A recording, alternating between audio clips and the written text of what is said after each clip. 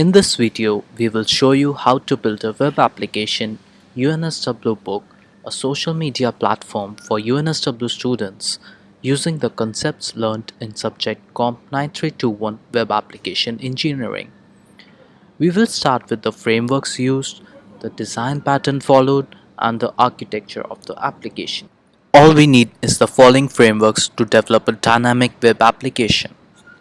First one is the Spring Boot, which we have used as our model view controller framework. It is the most popular framework for building Java Enterprise Edition applications. Its core feature is dependency of injection, which results in inversion of control. It allows us to build a decoupled system.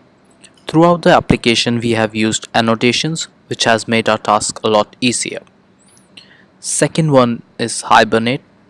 It is an object relation mapping framework which maps the domain model in the application to tables in the database and makes crude operations like create, delete, update a lot easier. Third one is the Thymeleaf. It is a modern server-side template engine. It brings templates to development workflow. It is kind of similar to JSGL but has a lot of advanced features and capabilities. Fourth one is Apache Tomcat. We have used Apache Tomcat 7 as our servlet container. The reason for using 7 was because we had to do load testing for using JMeter, and JMeter as of now supports Tomcat 7 only.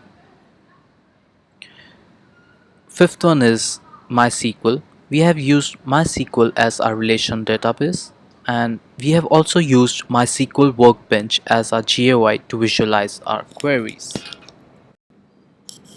Now let's discuss the design pattern used in this application. We have used the MVC design pattern, which stands for Model View Controller. The model manages the app data and state. It exposes the application functionality. The view renders the models, requests the updates from models, and allows controller to select the view. The controller acts as a link between model and view. It maps user actions to model updates, selects view for responses, and defines application behavior.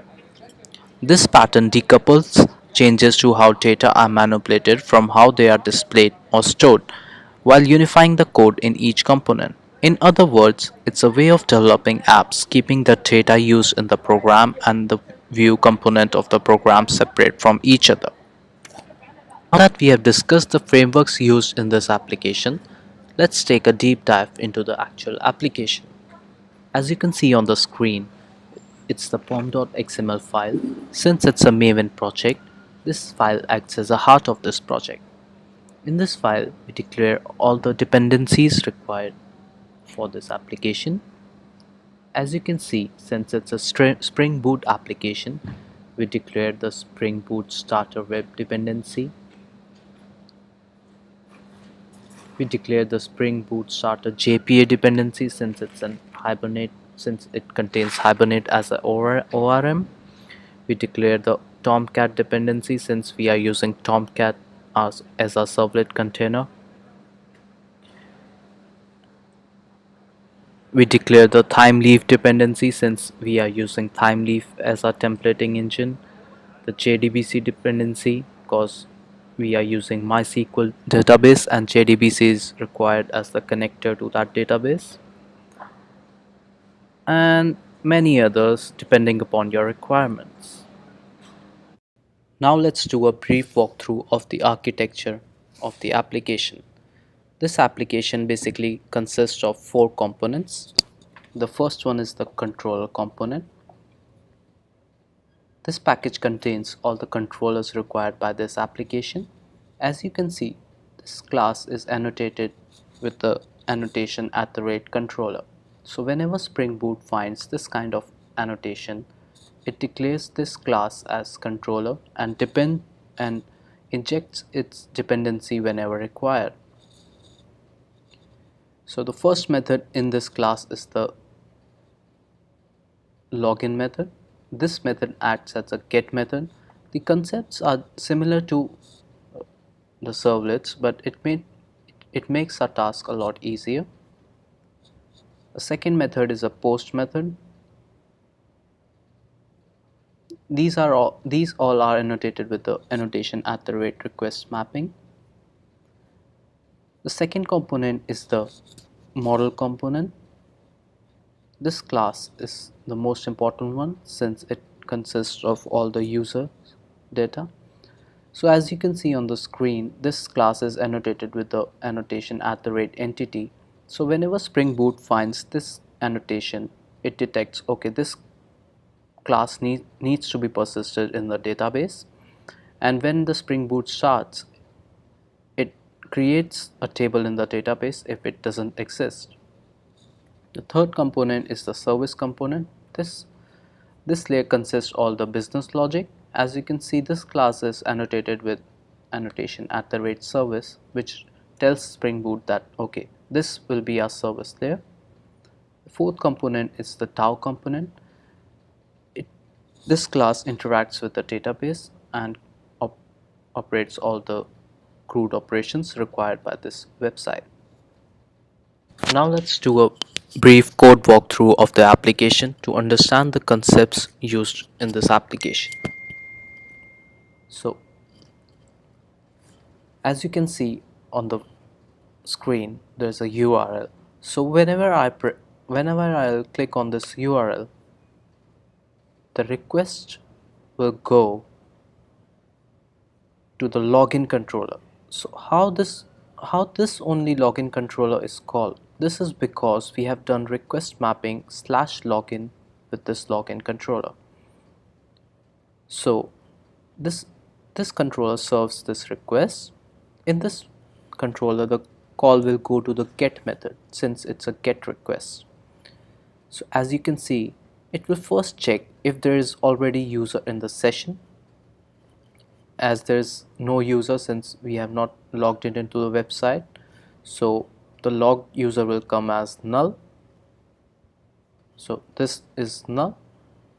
So what it will do is it will redirect the model and view to the login page. So now we have reached on this page. So now I'm gonna put the credentials of the user.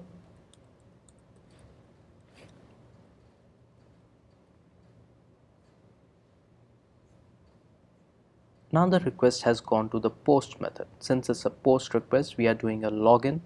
Again, it will check if there is a valid user with the details, username and password. So this call will go to the service layer where all the business logic is processed.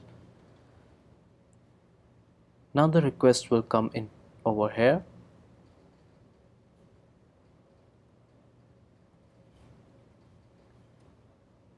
From this layer, the call will go to the tau layer since we need to find in the database if the user exists with these credentials in our UnswBook database.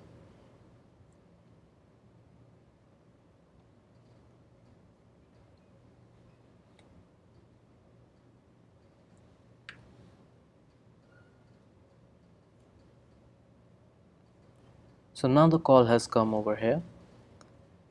It will call the user repository, which is a JPA repository provided by Hibernate and Java. It makes the CRUD operations really easy. So we'll try to find the user with the provided username and password.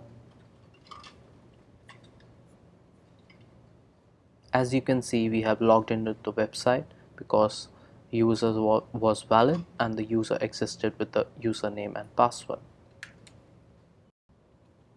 Now if I'll click on the refresh button, as you can see, since the user is maintained in the session, it will again load the profile of the user which is already present in the session.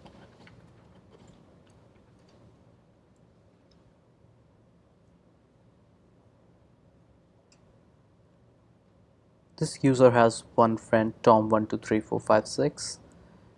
This user can post a message on the UnswBook application. He can view his timeline since his friend has not posted anything. This timeline is coming empty. These are his account details, his name, email, except his username. He can change anything in his account. He cannot change his username because we are using username as the primary key in our application to identify a user.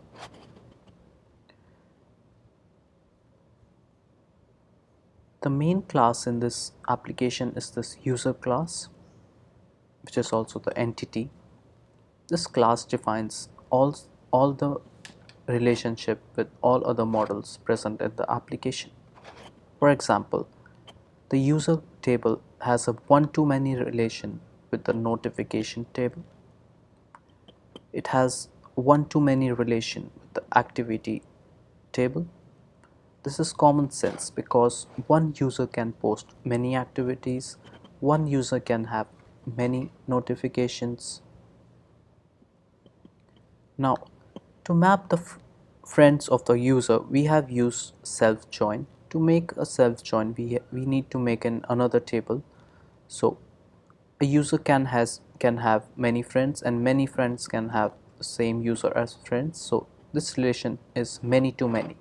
To make a many to many relation possible, we need to create a table in between. So the friends table act as the join table of this relation. So one to many relation to friends table, and friends table has many to one many relation with this class. Rest all other user details. Whatever we require in the table, we declare with the entity at the rate column. Thank you for your time and patience. I hope you enjoyed the video and are in a much more comfortable position to develop a dynamic web application using the frameworks shown in this video.